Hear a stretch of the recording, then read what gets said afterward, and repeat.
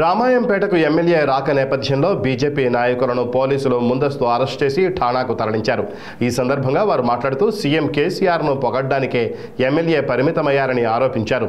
2 దశాబ్దాలుగా నియోజకవర్గానికి చేసిందేమీ లేదన్నారు. ప్రజల సమస్యలను గాలి కొదిలేసిందని ఆరోపించారు.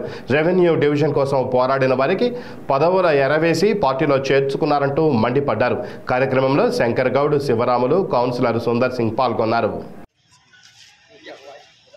ఏదైతే ఈ రోజున రామాయంపేట మండలంలో ఈ రోజున ఎమ్మెల్యే గారు పర్యటన రావడం సందర్భంగా పోలీసు వాళ్ళు మమ్మల్ని అరెస్ట్ చేయడం జరిగింది.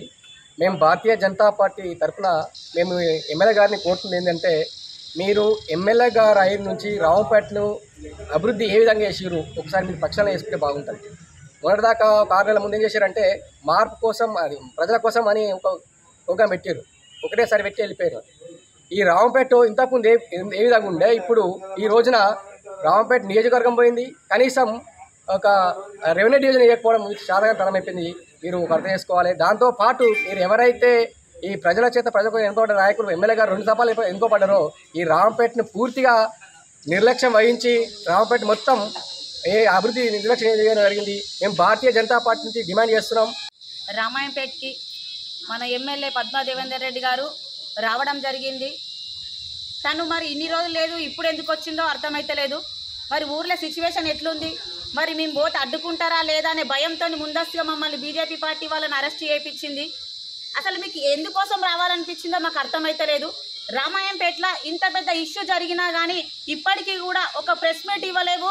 వాళ్ళ సంతోష్ వాళ్ళ కుటుంబంని వచ్చి పరామర్శించలేదు. కానీ ఈరోజు ఎందుకు వస్తున్నావు, నీకు ఎందుకు రావాలనిపించింది రామాయంపేటకి?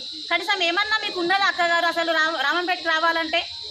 ఈరోజు ఇదే మున్సిపల్ చైర్మన్ని, ఈ మార్కెట్ కమిటీ చైర్మన్ని కేటీఆర్ దగ్గరకు తీసుకెళ్ళావు. ఏమని రామాయంపేటని అభివృద్ధి చేపిస్తా అని కేటీఆర్ గారిని కల్పించావు. ఇదే కేటీఆర్ గారు మున్సిపల్ శాఖ అయి ఉండి కూడా ఈ మున్సిపల్ సంబంధించిన చైర్మన్ గారు ఒక అంతకుల్లాగా ఈరోజు రామాయంపేటలో ఎన్నో హత్యలు జరిగినాయి వాళ్ళ ద్వారా. మీరు ఇప్పటికి కూడా ఏం స్పందించలేరు. వాళ్ళని పార్టీ నుంచి సస్పెండ్ చేయలేరు. మీరు ఎందుకు స్పందిస్తలేరు? మరి ఇది మీ అత్తగారు ఊరు కదా, నా అత్తగారు ఊరు నేను డెవలప్ చేస్తా అని చెప్పినావు. అంటే మీ అత్తగారు ఊర్లో టీఆర్ఎస్ పార్టీలు దాడిలకు ముందుకొస్తున్నారు. ఈరోజు స్థానిక ఎమ్మెల్యే గారు రామాయంపేట రావడం జరిగింది. కానీ నేను ఒక్కటే అడగదలుచుకున్న ఆ ఎమ్మెల్యే గారిని, మీరు ఎప్పుడు వచ్చినా పోలీసుల పహార లేకుండా ప్రజల మధ్యలో తిరగగలుగుతున్నారా? మీరు ఎప్పుడు వచ్చినా బీజేపీ నాయకులైన ప్రతిపక్ష నాయకులైన మమ్మల్ని ముందస్తు అరెస్ట్ చేయించకుండా మీరు రామాయంపేటకు రాగలుగుతున్నారా? అంటే మీరు ఈ పోలీసుల పహార పెట్టుకుని వస్తున్నారంటే మీ పాలన దేనికి నిదర్శనము మీరు అర్థం చేసుకోవాలని చెప్తున్నాము. అలాగే ఇంకొక ముఖ్యమైన అంశం ఏంటంటే, గత 15 రోజులుగా రామాయంపేటలో ఒక సంచలనం సృష్టించింది. నేను ఒకటే అడుగుతున్నాను స్థానిక నాయకులను, 25 సంవత్సరాలుగా మీరే పరిపాలిస్తున్నటువంటి నీచమైన చరిత్ర మీకున్నది. ఈ 25 సంవత్సరాలలో రామాయంపేటకి 25 కోట్లు తీసుకురాని మీరు ఈ 25 సంవత్సరాలలో ఒక్కొక్క నాయకుడు 100 కోట్లు ఎలా సంపాదించుకున్నారని అడుగుతున్నాను.